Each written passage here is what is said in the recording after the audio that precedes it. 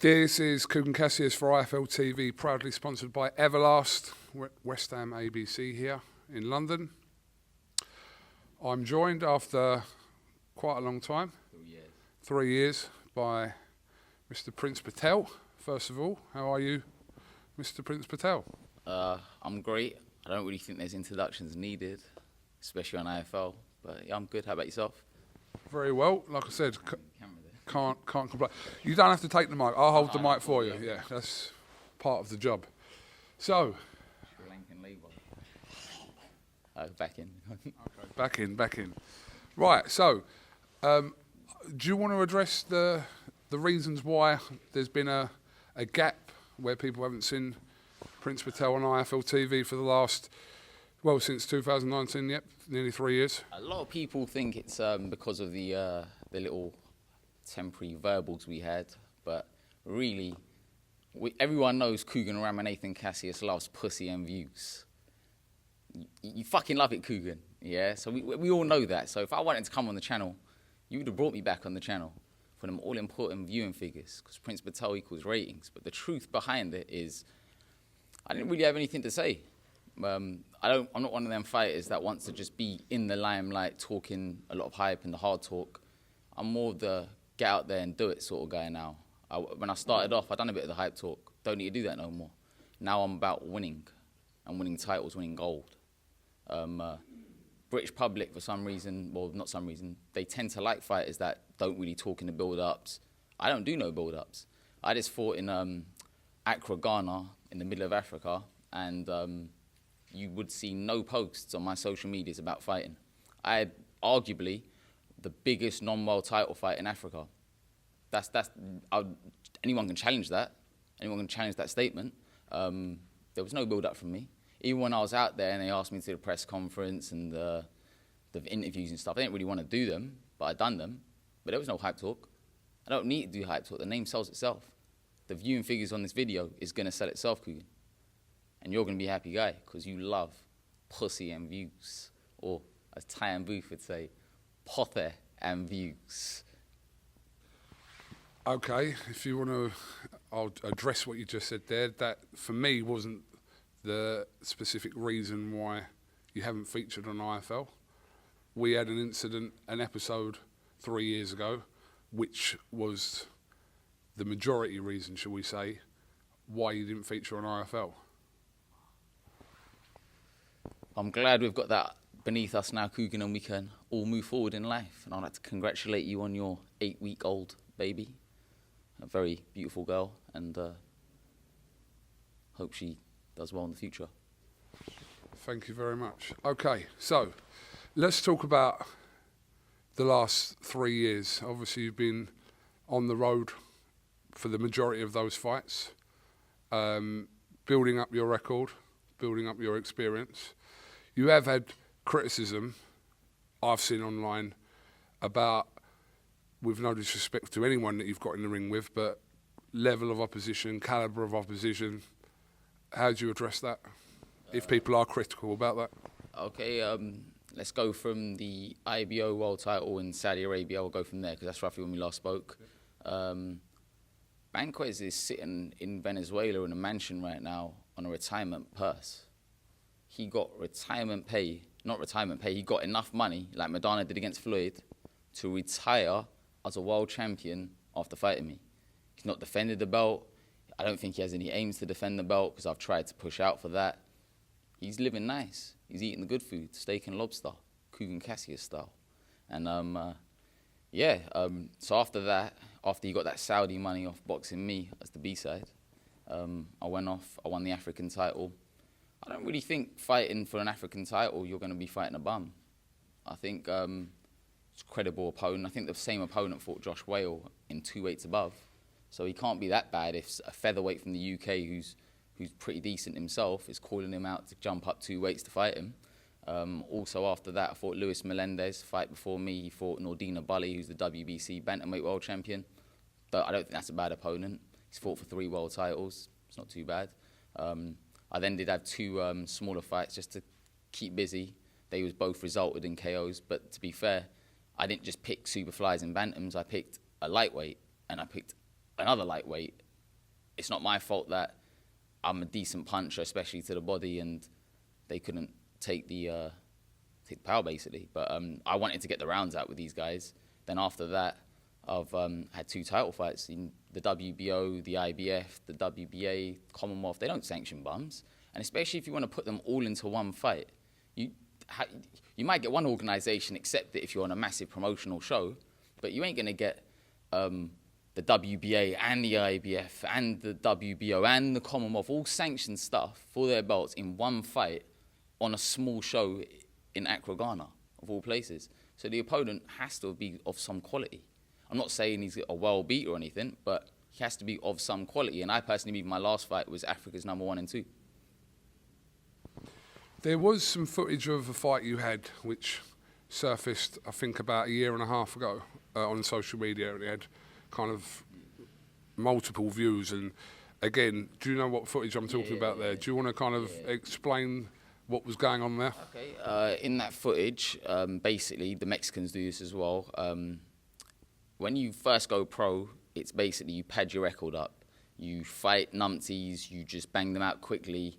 You just look at Canelo's record, the first 10, 20, they're all numpties. That's what I was doing.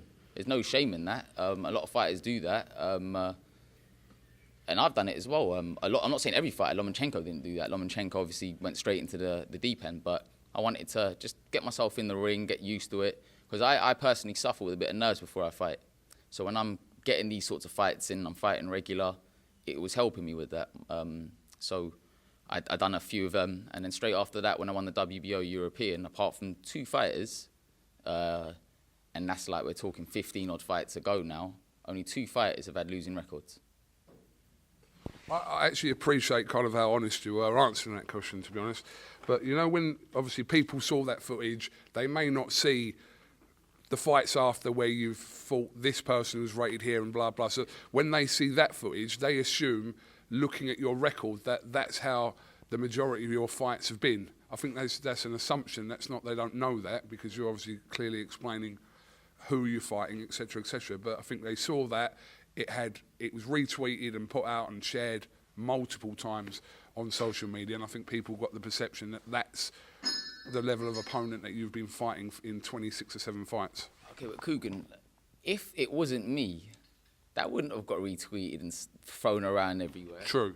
So for someone like me who hasn't fought in the UK for like nearly 5 years now, I'm one of Britain's most talked about fighters, and I don't even do interviews. I don't even put myself out there. So imagine like an Eddie Hearn or Mick Hennessy, they put 2 and 2 together and they thought, yeah, this guy could. I remember seeing a tweet of you saying who's going to be a next pay-per-view star and thingy. I have all the ingredients. I look good. I'm not like a lamppost and I just stand there like not saying anything like certain fighters who are getting pushed. I look good, I talk good, I can fight.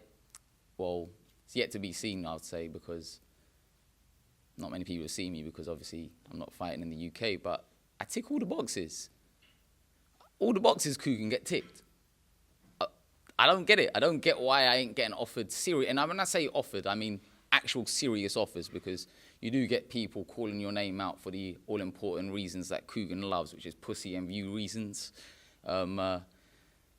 People do mention my name. In fact, I remember I've seen people like welterweights and middleweights and stuff that have mentioned my name on your channel, saying they'd love to fight me and stuff.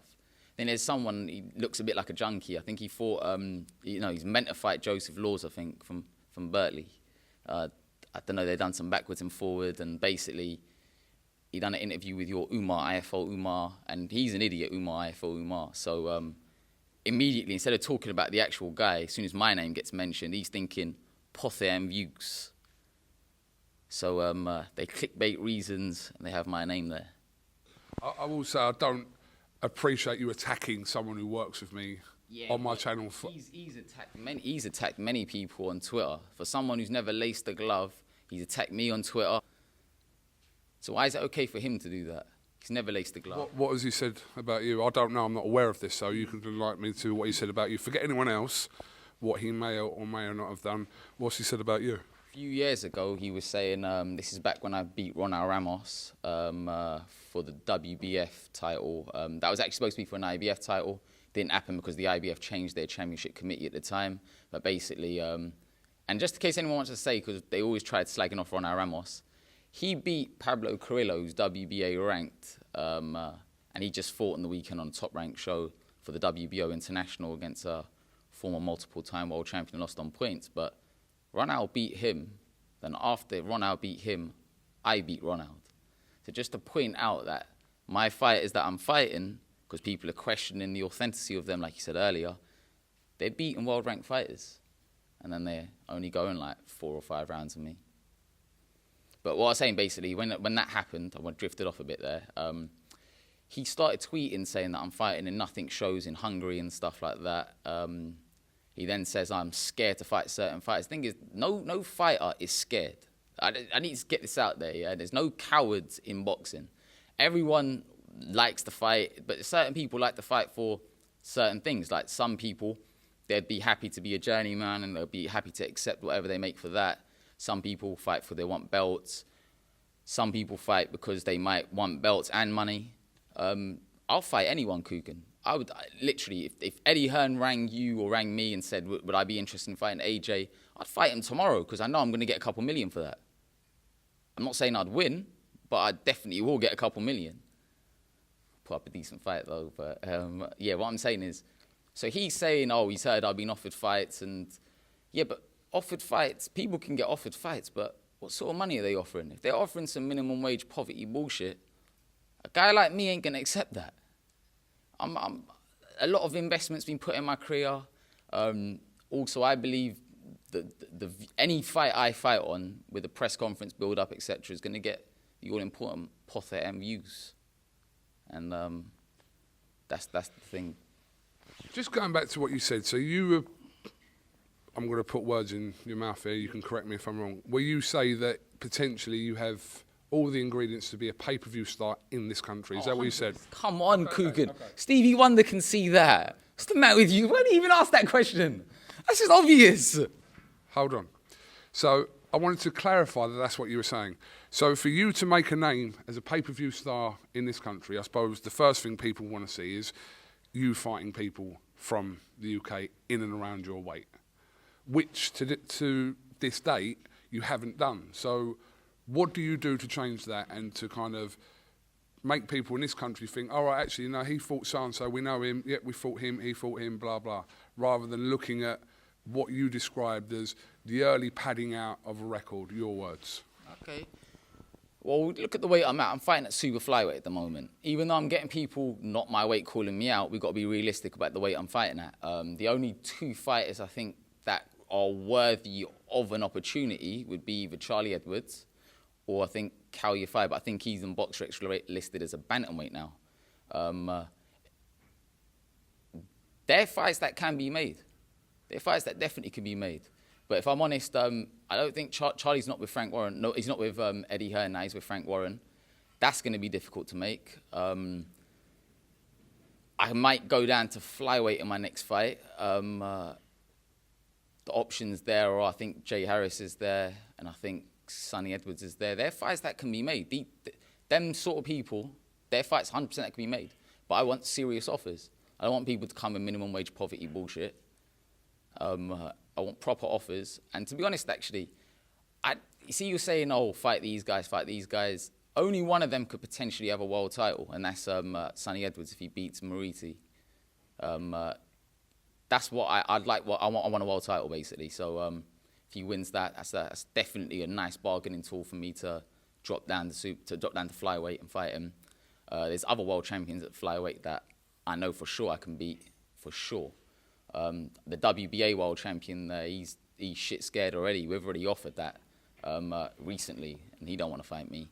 But obviously, if there was a promoter like Edward Hearn who could dip into his pockets and maybe tempt him to take the fight, then I could be WBA flyweight world champion. But then also the thing is, what I really want is, I remember about 5 years ago, not 5 years, I think 6 years ago, you done an interview with Roman Gonzalez, and this gentleman mentioned my name. And he mentioned my name for obvious reasons, because he knows Prince Patel equals ratings. He wanted to get himself on the ratings bandwagon, because everyone loves pothy and views. And basically, he's going to have a finish off his trilogy with Estrada. I heard that Kudras is fighting Wignac, so that's Thailand against Mexico there. Then the winner of them two are going to fight the winner of Gonzalez Estrada. Why not throw me in there? I know people at home are going to be like, oh, no, you'll get smoked. But ain't that what you guys want to see? Ain't that what people at home want to see? You want to see me get smoked, right? Let's be honest. No one really likes me. So they would love to see that. So, obviously, I'm not going to get smoked. But if you haters at home genuinely believe that, that's a fight that Eddie can make then. The winner of that little tournament there against me. I'm obviously going to continue winning belts in my next couple fights that are going to be happening. I'm going to remain not getting beat. I'm in the world rankings. I'm going to be in 3 of the major 4 of the super flyweights in the next year, definitely, maybe even all 4. So that being the case, then that would make perfect sense. If Roman Gonzalez comes through of that tournament, he can get fucked up against me. I'm fully on that. Because the thing is, if I'm the sort of person, if I beat a world champion, they're going to go, oh, yeah, but he beat the weaker world champion, or he beat that guy. I want the best KUGAN. So we've seen Roman many times beat up a lot of people. We've seen Estrada beat up a lot of people. We've seen Wignac, who beat Roman before. We've seen him beat a lot of people. So that truly is, and I'm not going to argue and say it's not like the best bunch all fighting each other. Why don't I fight the winner? And if people genuinely don't like me, which they don't, and they want to see me get smoked, tune in. When was the last time you had an offer from the UK to fight a UK opponent? 2019. I had an offer after our last video to fight Sonny Edwards, some minimum wage offer. I then got offered £2,500 less when I went up to number 3 in the world of the WBO to fight Sonny Edwards again. So I thought they was going to up it by like a considerable amount, but instead they lowered it by £2,500 when I improved in the rankings and joined the IBF ones, which is a bit weird. They're not serious offers, KUGAN. What that is to basically say, oh, we called him out. We offered him a fight. Yeah, you offered it, so you're not lying there, but did you really offer it?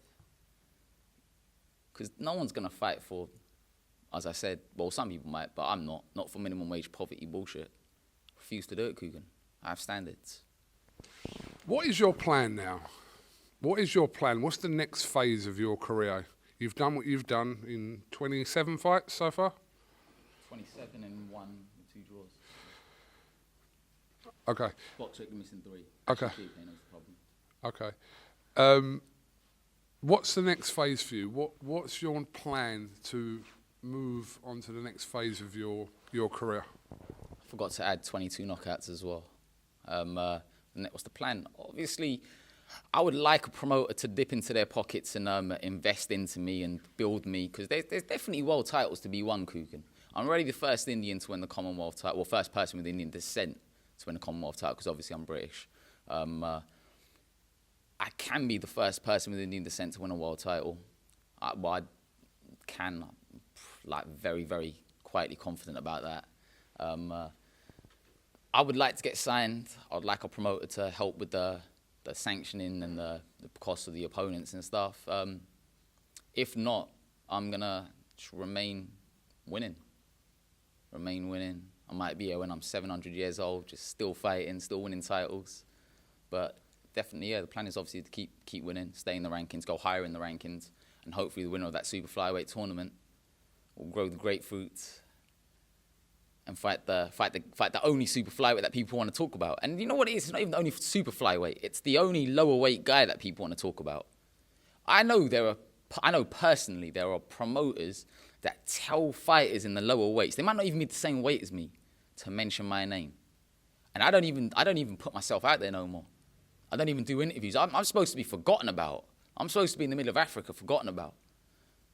But still, in the UK, they're talking about me.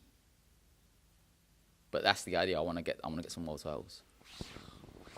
Since that the very first interview we did, which received a lot of attention, however many years ago. As a person, what's different now between that person and this person? I've matured a lot, I'd say. Yeah, matured a lot, definitely. But what you said as well a second ago, what's going to take me to the next level, I didn't add that in. Basically, I've done this all, no coach, no promoter, no manager. I've gone out abroad on my own without a team. Like literally, I just jump on a plane. People ask me, where you going? I'm like, oh, I'm just on a plane, going somewhere. And then I come back and I'm winning belts and stuff. But I'm doing this all without a coach. I don't know many fighters. I don't think anyone in the history of the game, KUGAN. Why are you doing it without a coach?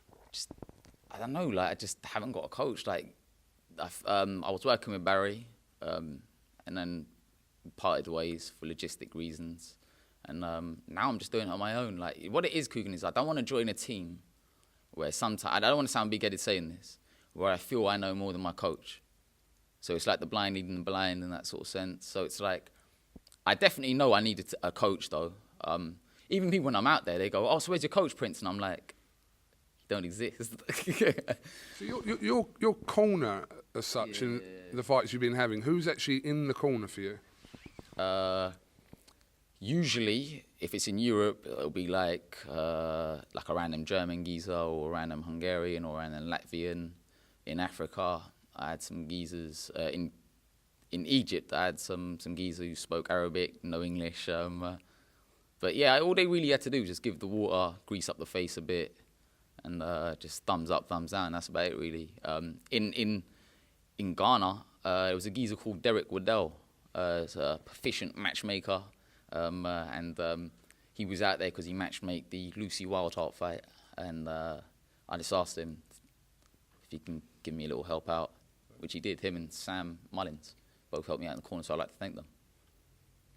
But moving forward, yeah, in this next phase that we're alluding to, do you not feel that you do need someone who's not, like you said, I understand what you say, if you look at someone and you believe in your head that they don't know more about me than what are they actually teaching you, but do you not feel like you need someone that does know more than you that can teach you? I'd love to. Definitely, of course, that's a no-brainer. But it's hard to get them to want to coach someone like me, which is truthful. I'm not an easy person to deal with. I question a lot of stuff. But yeah, obviously, eventually one day, might be once I've already knocked out Estrada or Gonzalez, a coach might approach me and be like, we can do stuff together. But yeah, might have to wait then. But definitely for the world title, I've got to be realistic. I need a coach for a world title fight. Definitely. Why do you describe yourself? I've heard stories over the years of splits with coaches, etc., when you were on the amateur scene as well. But in your opinion, why is it difficult for you to have that kind of blend or chemistry with a coach that suits both of you? Because I question a lot of stuff. I question it. I like to deal with science. So I'll question a coach. Like a coach will go to me, do press ups, you'll get strong, and I'm thinking, but it's not really gonna help, innit? Like, and just like I have to everything's got to be done scientifically. So that's what I've been doing myself at the moment. I'm trying to do things scientifically. And it's the results are resulting in knockouts, man. I'm fucking people up. Long dick style. When you were talking earlier about people, the public wanting to see you get knocked out, smoked, whatever term it is you used, that was a perception from 6-7 years ago. Are you comfortable with that now? You've accepted that kind of situation, that's a public perception, or you can't like that? I don't care, KUGAN, man. They're not paying my bills, if I'm honest, man. I'd like to inspire kids, but actual grown-ups who want to dislike me and want to see me get hurt, I don't really care, man. They're not paying my bills, not putting clothes on my back, food on my table. If I'm honest, KUGAN, as long as I'm happy within myself, and when I'm seeing people, like especially from the Indian community, messaging me saying that they're really proud that I've become Commonwealth champion, can I go to their gym, for example, take pictures with the kids and stuff? That's what I care about. I don't really care if a grown man in his 40s living with his mum wants to see me get banged. Come on, man. I don't even think you care about that, KUGAN. But to be honest, them geezers who are living at home with their mum, that's the selling point. Without them idiots who are going to be watching this video now, I wouldn't be getting the ratings. Without them jealous, bitter guys, there wouldn't be no pussy and views. But, yeah, I don't really care. Okay. It's interesting. Look, people get their... there's a hero and a villain, isn't there? Everyone wants to praise the hero and they want to kick the villain down, which I've seen it. I know it spoke to you for a couple of years, but I've seen kind of how some people in the boxing community perceive you, like the fans, etc., etc. But at the same time, you've kind of ignored that to a large degree and just gone and done your own thing. Yeah, definitely. David A. once famously told me it's just about winning. And as long as people are talking, you're doing the right thing. And I think, well, with 27 wins and 22 knockouts and world ranked with, I think, 3 of the 4 majors, I think I'm making people talk with that. So David's right. Okay. Well, it's been interesting to have you back on the channel, Prince. Have you got anything else you'd like to talk about or add before we do finish? I'd like to thank you for doing the interview. I'd like to thank Scotty Silver for trying to save IFL by adding me on the channel to make sure you get the views, the all-important views, because he was actually questioned it. He goes, people are messaging saying 660k subs, and the viewing figures don't seem to match it. They were questioning that you may have bought them subs. I disagreed immediately, KUGAN, yeah? It's like some fighters, they buy blue ticks, they buy followers. I like to keep things raw and authentic, you know. There's nothing I can teach you about boxing, is there? Definitely not. Right, okay. Do you kind of see... Hold on, can I finish? Yeah. Can I finish? Sorry. There's nothing I can teach you about boxing. You know that and I know that. Yeah. So, in the same way, something I've been doing for 11 years... Do you get where I'm going with this? I get where you're going. You know what, KUGAN? I'm willing, if I haven't got a coach, by the time me and Roman Gonzalez or Estrada or whoever wins that tournament fight, you can be in the corner. You, KUGAN Ramanathan CASSIUS, can go in the corner. And that is something you can tell your grandkids. That you cornered the first ever Indian to win a world title. I don't know if your people in Sri Lanka will like that, but Okay, well, appreciate the offer. Prince Patel, thank you very much for talking to IFL TV. I feel like this is the point now where I'm just going to stop the camera because this is where sometimes things kind of just drifts off and etc. So appreciate your time this morning here at shout out West Ham ABC. Shout out everyone, yeah. Absolutely, and yeah, I'll leave. I'll give you the mic for the closing words. You can actually hold it this time. Goodbye. No, I'm joking. Wait, what should I say? I want to thank Robert Sagbo, by the way, for being my sole sparring partner for this fight. For the fight I just had, I think we put in about over 100 rounds, actually. And he's a girthy welterweight, and given the right opportunity, given a fight, he's got potential to go all the way as well. Definitely. You should do an interview with him now. Why don't you just get him in? Jump in. Get in. Some of them viewing figures. Bring out it. Bring it up. You know that. So, multiple rounds. Yes, multiple rounds. Talk to me what it's like to, in Prince's words, spar greatness. To be honest with you, sparring Prince, because I've seen a side Prince in the ring that no one else has seen. None of the people talking shit at home. We're talking about a flyweight, a super flyweight that is more physical than some middleweights that I've sparred. And I'm not lying. I've sparred the best fighters that this country has. Billy Joe Saunders, Mickinson, I was sparring him for the fight. I sparred the best fighters that this country has. And I'm telling you that physically, he's on another level. But for this fight, these rounds, he was sharper mentally. And he believed he was focused. So it was different, yeah. Okay. Different work. And outside of the ring, how is your relationship with Prince Patel on a Like on a friendship basis. On a friendship, yeah. Semi-personal, I don't know, but yeah.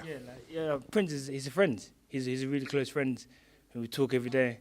But Prince is, like even as you can see him right now, he's a funny man and a funny character.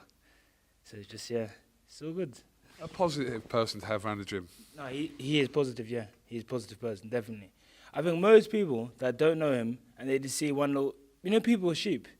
So because the majority don't like him, I don't like him as well. But you don't even know I'll him. agree with that. Yeah. I will agree with that. There's a lot of that going on. They look at the trend of who's popular, who's not popular. Let's go with them. I will agree with that. Yeah. A lot of people are sheep. A lot of people. So that's what it is. That's life, innit? Is there anything else you'd like to add or talk about before we finish? To be honest, KUGAN, there is. At the beginning of my career, I never had that many amateur fights, and I wasn't active as I should have been. So when I turned pro, I was walking in the dark. I didn't know to turn left, I didn't know about right, and boxing is full of idiots that advise you with just complete nonsense. That, yeah, son, do this, and they're laughing. Just complete idiots. So I made certain mistakes. I got robbed badly when I fought on. When I say robbed, I got unjustly done. When I fought on the Dillian White undercard, when he won the British title, I was hit the back of the head. No one cared. No one was there to support me. No one stayed by my side, other than people in boxing like Prince Patel, who stayed by my side and believed in me.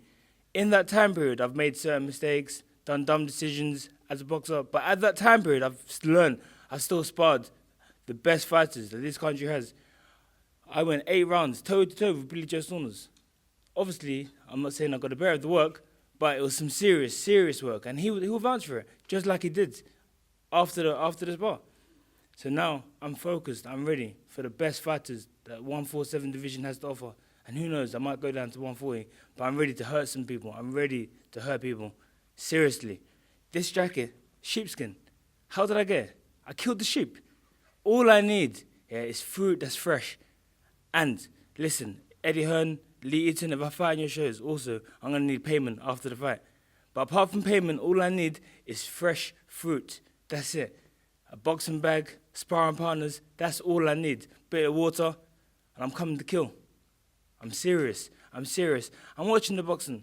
I'm sitting at home watching the boxing, watching people I've sparred, and I'm saying, you know what? I could do that. Why am I not? Why am I not taking my life serious? And I'm taking it serious. I'm coming. I'm serious. There's gonna be fighters right now watching this interview, and they're gonna be scared. Because they've sparred me, and they know, fucking no, hit this guy with my fucking house. I couldn't hurt him. He just nodded at me and kept coming forward. They're going to be scared. The viewers might be looking at me, checking on Google, looking at his record, and be like, it's just all talk. But you're going to see what talk is, and you're going to see what action is, and you'll know the difference when you see it. You will know the difference when you see it. I promise you that. I promise you. That's all I've got to add, KUGAN. Well, thank you very much. It's the longest. Have you got anything to add that we've ever had on it? Yeah. But fair play to you. You've got your message across, and wish you all the best with that. Thank you. Thanks for giving me, this little interview. So thank you. I'm grateful to it. Not a problem, sir.